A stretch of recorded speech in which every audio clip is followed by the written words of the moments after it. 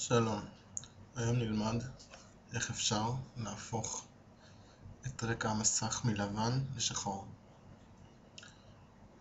Tools, Options,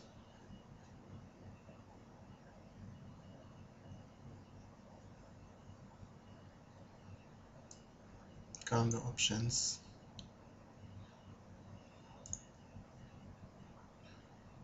ב-Display, Color, כאן יש אפשרות ב-Command Line, ב-Plot Preview איזה צבע אנחנו רוצים.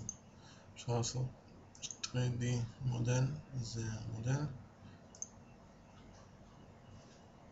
זה בעצם המראה, כאן אפשר לשנות את הצבע. כאן לשנות את זה נגיד למג'נט,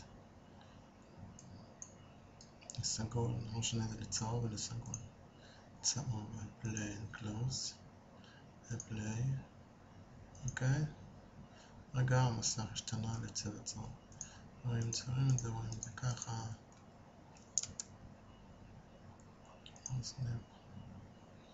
שהחיסרון הוא שהריבוע נראה ככה.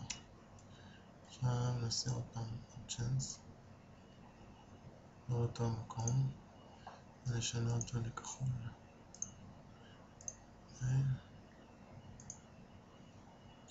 הכל השתנה לכחול.